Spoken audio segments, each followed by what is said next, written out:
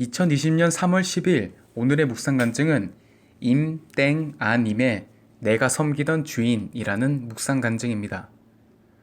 결혼 5년 만에 어렵게 아들을 낳은 저는 입으로는 하나님의 뜻대로 키울게요 라고 말했지만 아들을 모든 면에서 탁월한 아이로 키우고자 온갖 노력을 쏟았습니다. 그런데 아들은 초등학교 3학년 때부터 틱과 ADHD로 치료를 받았고 고등학교 입학 무렵에는 급성 조증이 찾아와 힘든 시기를 보내야 했습니다. 나 정도면 괜찮은 엄마라고 생각하던 제게 주님이 네가 보던 일을 세마라고 하시는 날이 임한 것입니다.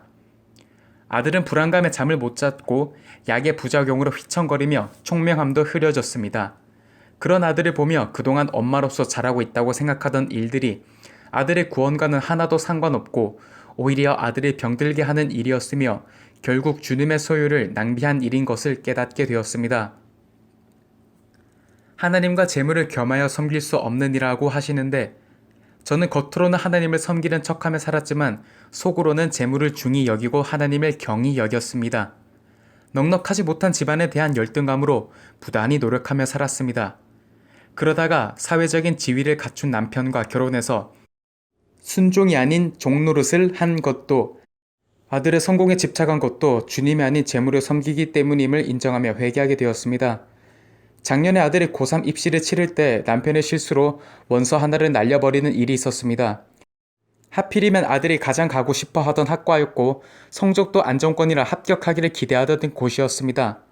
생각지 못한 일에 아들은 화도 못 내고 많이 속상해했습니다. 하나님이 왜 이 일을 허락하셨을까를 생각하던 저는 그 학과에 들어가면 졸업 후 취업이 보장될 것 같다며 하나님보다 학교를 의지하려는 마음이 저에게 있었음을 알게 되었습니다. 그러자 아들이 그렇게 수고했어도 여전히 학벌 우상을 내려놓지 못하는 질긴 저의 죄를 회개하게 되었고 그런 저 때문에 또다시 수고한 아들에게도 사과를 했습니다.